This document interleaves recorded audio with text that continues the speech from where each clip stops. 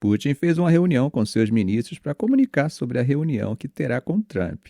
A reunião de Putin, que aconteceu hoje, incluiu ministros-chave e autoridades de segurança. De acordo com uma lista publicada pelo Kremlin, os presentes incluíam o ministro das Relações Exteriores, Sergei Lavrov, o ministro da Defesa, Andrei Belousov, e o principal conselheiro de segurança de Putin, Sergei Shoigu. Veja o resumo da fala inicial de Putin. Abre aspas. Caros colegas, boa tarde. Pedi que vos reunisseis hoje para vos informar sobre como estão a decorrer as negociações bilaterais com a delegação ucraniana. De uma forma ou de outra, muitos dos presentes sabem, é claro, em termos gerais, mas eu vou contar com mais detalhes. Essa é a primeira coisa.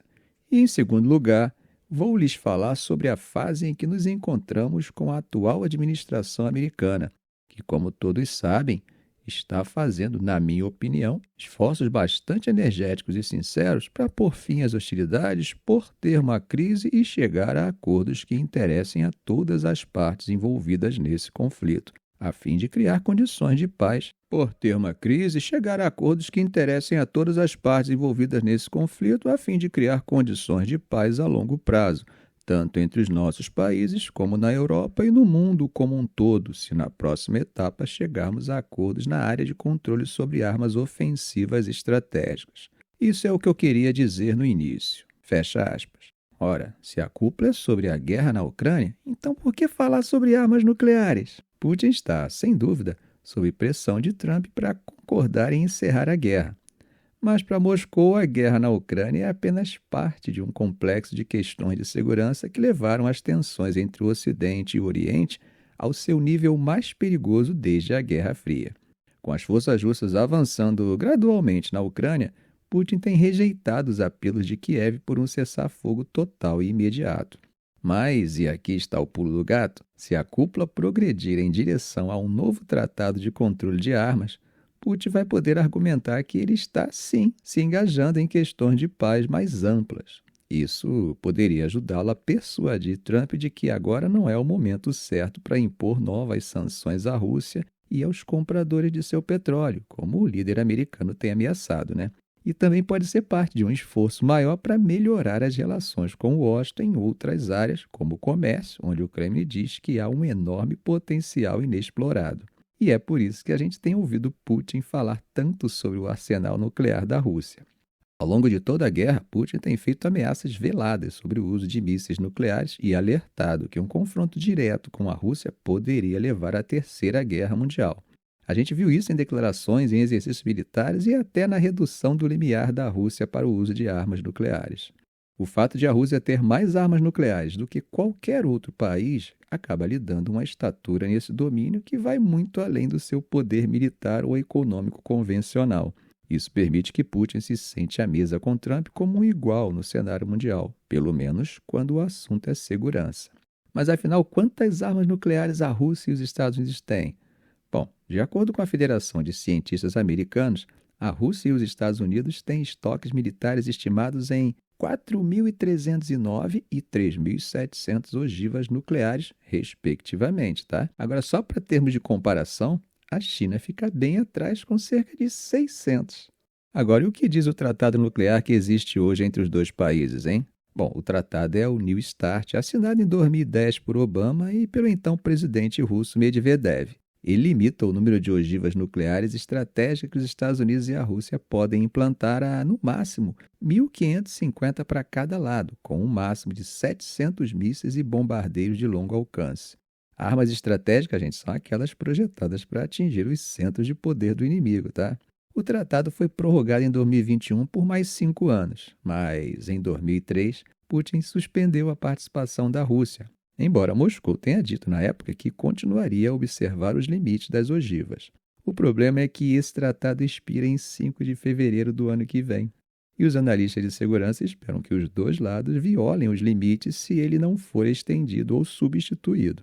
Bom, e existem outros pontos de discórdia nuclear? Sim, e muitos.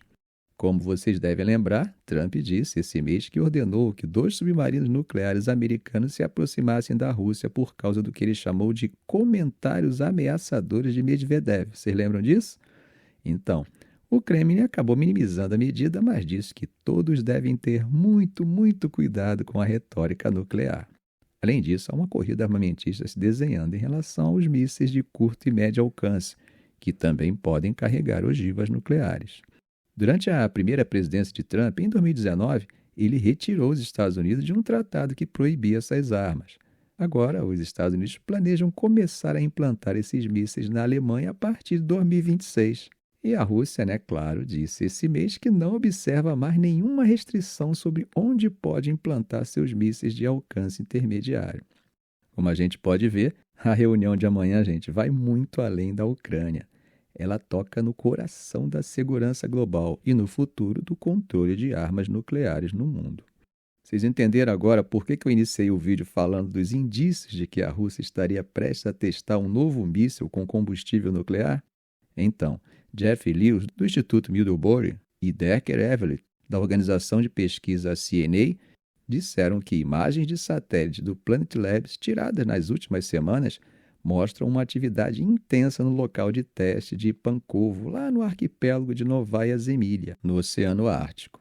A imagem, segundo eles, revelam equipamentos, pessoal, navios e aeronaves que já foram associados a testes anteriores do Burevestnik, que é conhecido pela OTAN como SSC-X9 Skyfall. Gente, uma fonte de segurança ocidental que não foi identificada confirmou que a Rússia está, de fato, preparando um teste do Burevestnik. Lewis acredita que um teste pode acontecer ainda essa semana e que, claro, poderia ofuscar completamente a reunião de 15 de agosto no Alasca, onde Putin e Trump deveriam discutir a Ucrânia, cooperação econômica e segurança global. Mas, como vimos, pode até ser uma forma de valorizar o assunto nuclear nas negociações, A Casa Branca não comentou a possibilidade desse teste de míssil. E, segundo a Reuters, o Pentágono, a CIA e o Ministério da Defesa da Rússia se recusaram a comentar. O próprio Putin, no passado, já descreveu o Burevestnik como invencível para as defesas antimísseis, com um alcance quase limitado e uma trajetória de voo imprevisível.